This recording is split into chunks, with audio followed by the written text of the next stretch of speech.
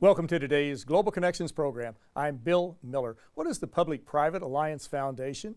What is the foundation doing to help Haiti and the Dominican Republic in the areas of energy, agriculture, and cooking? We'll be back in just a moment to talk about these and other important issues.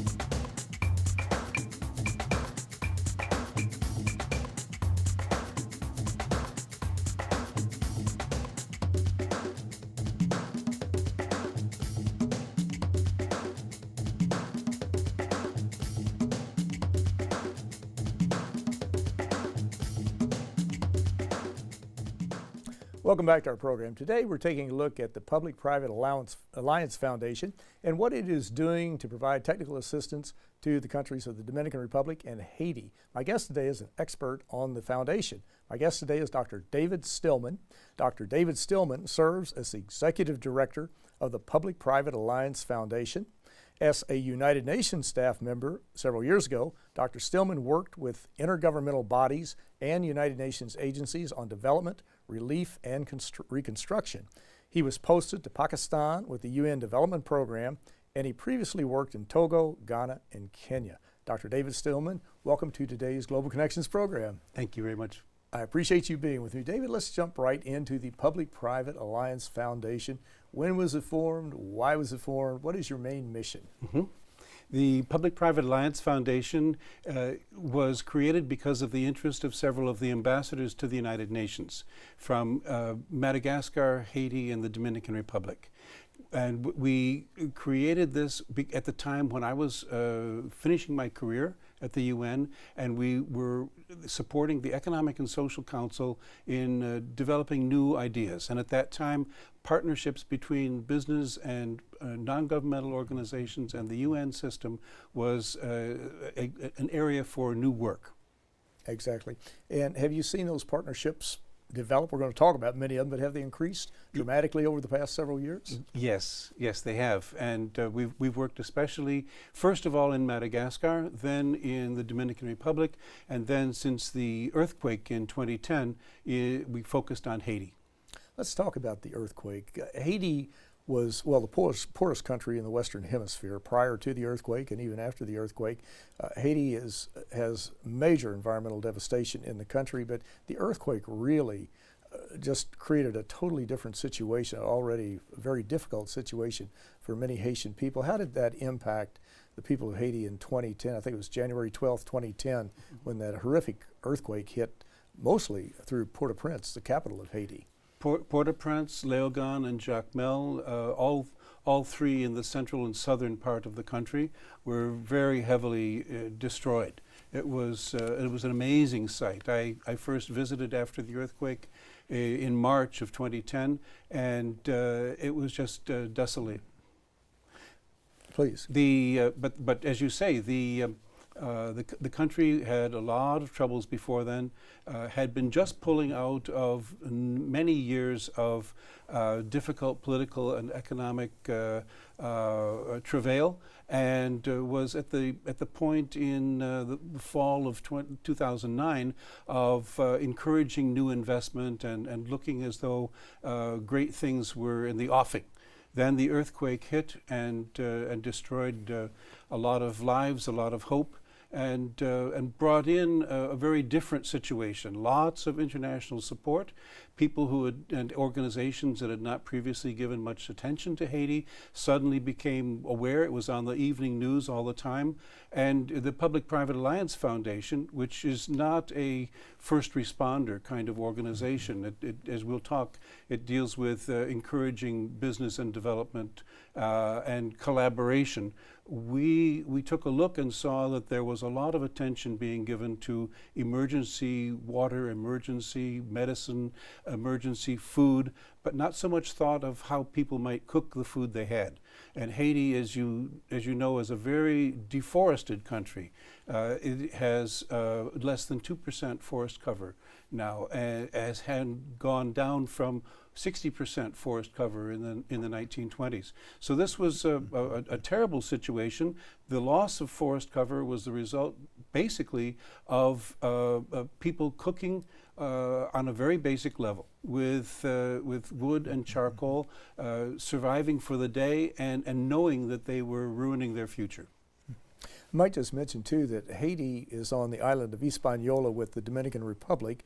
I'm going to guess at how large they are, but I think Haiti is probably about 30,000 square kilometers, maybe a little larger than that. The Dominican Republic is about 3 times larger than Haiti, but both have about 10 billion people in a population. And as you mentioned, Haiti is really denuded environmentally as far as the trees. It's interesting when you fly across from the Dominican side, which is very verdant, over to the Haitian side. It's just a clear line of demarcation between green trees and really desolate mountains. Yes. Well, where the rainwaters just run right off into the rivers. Exactly. There's several reasons for this. One, of course, is the geography itself. Haiti is more mountainous than the Dominican Republic. Dominican Republic has more flat land and more lowland that grow various things. Haiti has a tremendous environmental problem of the denuded hillsides, because the mountains and the hills have a very thin soil cover, and with the deforestation, with the hurricanes and storms, then you get mudslides. The hills themselves slide down to the ocean and make matters worse.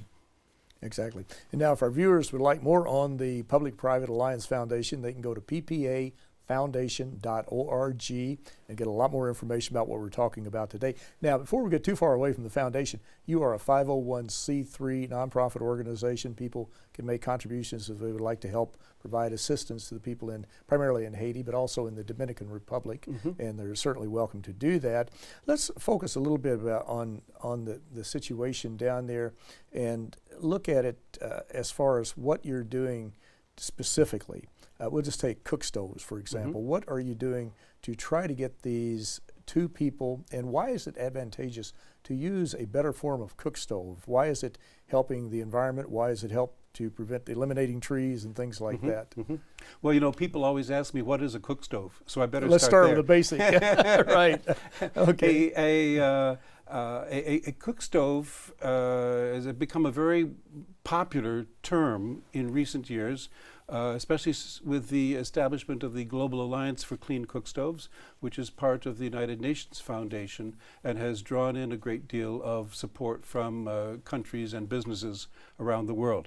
A cook stove is basically normally a one-burner stove, and it is a very simple to use, simple to fuel item that can be put either in a kitchen or on the ground or outdoors. Most of them outdoors, because most of the improved ways of cooking at this point worldwide are improvements on the use of wood or charcoal. So you can't be burning wood and charcoal in an enclosed area because of the carbon monoxide and other fumes from the cooking. But the idea is to have a way of burning less wood or charcoal than previously, or in the case that we have been working on, using a different fuel. And the different fuel in this case is high-proof alcohol from Haitian sugarcane. Haiti's been growing sugarcane since the time of Columbus. So it has been at one point a major producer of sugar in the world, but that has been in decline. Sugar has been in decline in the Dominican Republic also. So we have something where people are using what sugar is being grown very often for making drinking alcohol. And so there is a basis already for doing something new on using something old. So the alcohol, or ethanol as we also call it, is 190 proof. That's 95% pure alcohol. Normally, as you know, the drinking alcohol would be like 80 proof, 90 proof, 100 proof, and that is the situation with the local quick produced rum that is the basis in Haiti for our fuel. Now, have you been able to see a marked improvement as far as, I know they have various ecological programs underway, planting trees to try to prevent erosion on the mountainsides.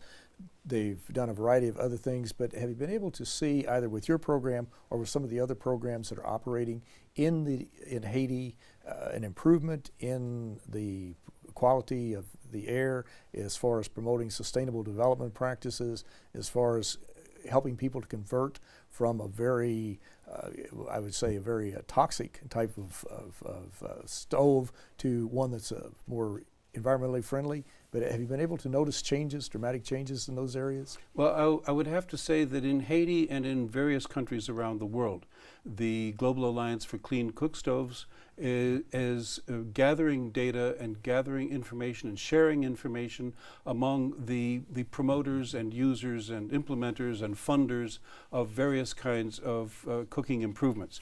In Haiti, we have been learning what is the situation and taking some steps to improve the availability of stoves and of necessary fuel. So I would have to say that we are still at the baby step level, but we are in contact with organizations in Haiti that have sold already 40 some odd thousand simple stoves for improved charcoal stoves, and we are in contact with others that are making briquettes out of coconut husks, so that you are not using trees, you're using something that's already lying on the ground, turn it into charcoal, a different kind of charcoal, and burn that.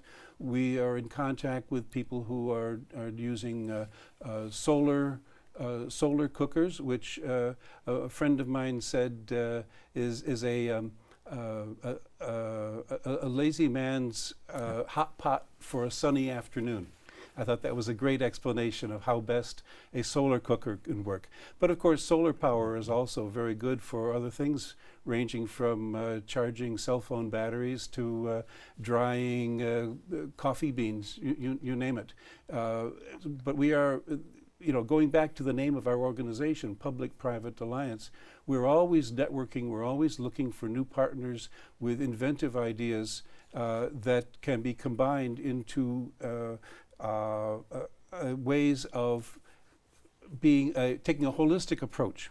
Most recently, we have been engaged with 3 different organizations that are making and selling improved stoves, not ethanol stoves, but improved stoves, and having a different kind of fuel, and trying to market new products in Haiti, and our combinations with them makes a new possibility. In our work for the I think it's on your list, the Inter-American Development Bank, we were very pleased to have a consulting assignment for them and did research on ethanol fuel and cook stoves.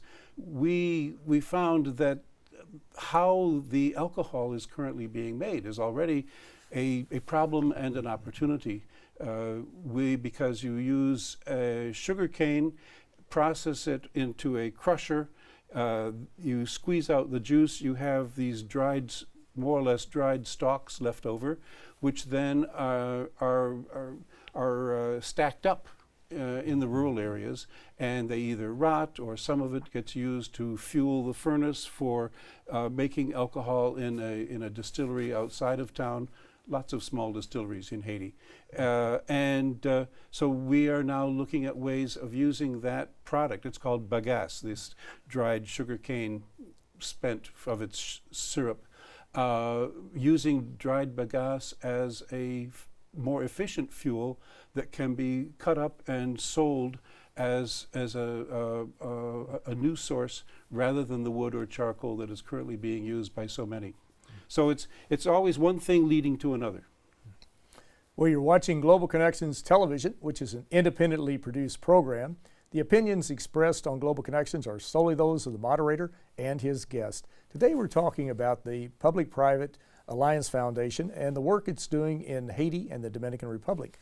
And my guest today is very knowledgeable of this organization. My guest today is Dr. David Stillman. Dr. Stillman is the Executive Director of the Public-Private Alliance Foundation.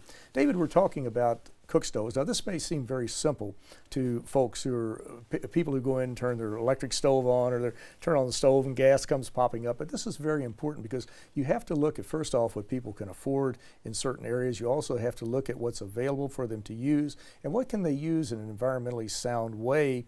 And of course, when you see some of the environmental devastation that's taking place, there are many areas where you can try to do that, and you're certainly doing it. Let's jump over, though, to the Dominican Republic for a few minutes. We've spent some time on Haiti.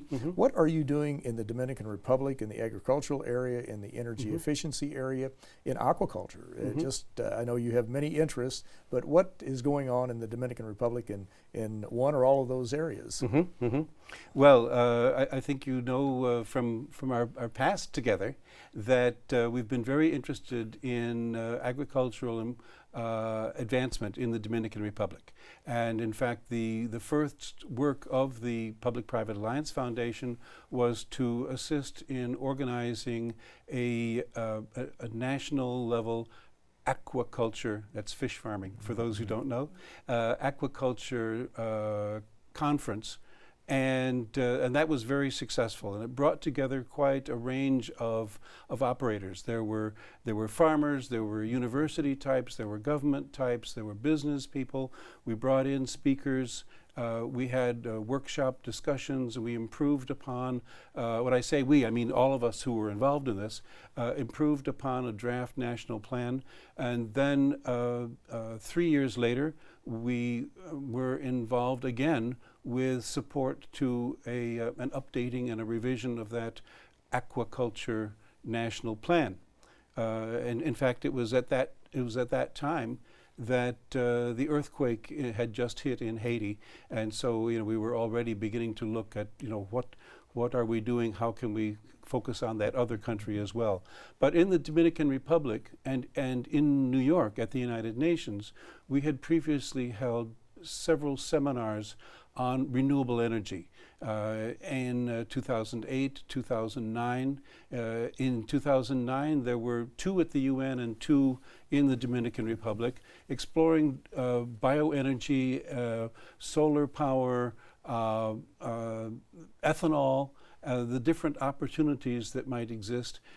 And it came out really from some of our first contacts in the Dominican Republic, where the senator of Monte Plata province, one of the poorest provinces in the country, took us around and said, look at the kinds of things in which Public-Private Alliance Foundation ought to get involved. And sugar was one of them because of the decrease of the sugar industry, and then the unemployment and the attendant problems that of women and microfinance and health and all of those things that connected to the sugar issues.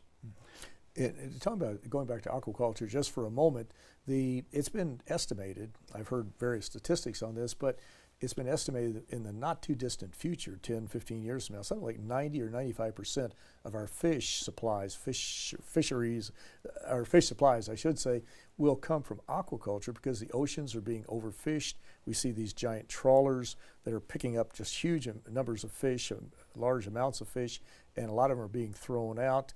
Even the Dominican Republic and Haiti, which are on the island of Hispaniola, located between Cuba and Puerto Rico, even that area, they're on an island, but still their waters have been overfished to a large degree. So aquaculture is going to play a critical role, not just for the people in those 2 countries, but for people around the world, will it not? Yes, yes. The Food and Agriculture Organization of the UN has done a lot of work in this field, and it's very true that what you might call wild-caught fish from the oceans as well as freshwater are being greatly outstripped by demand. And the overfishing problem depletes what the renewable fish lives might be. Aquaculture is mostly thought of as being freshwater ponds, but there are also ocean cages where you can have saltwater products, and of course these days I think that most mussels are farmed mussels, for example, and grown on stalks. So this is the kind of thing that is coming up very much, and essential, really is. Now you've got partnership. I mean, you are a partnership, Public-Private Alliance Foundation, and you're a partnership though with private nonprofit organizations, UN agencies. Let's talk about some of your partnerships and some of the specific activities that you've undertaken with them. One of the big ones today is the UN Global Compact. That's really a major operation at the United Nations, has over 10,000 businesses, many in the United States and worldwide, that are part of this UN Global Compact. They focused on a variety of things such as environmental, sustainable development activities. They get businesses to focus on labor rights, human rights, corruption, different things like that. How have you teamed up with the UN Global Compact, and what are you folks doing together? Well, we are a member of the Global Compact, and we emphasize the priorities that the Global Compact stresses so very strongly.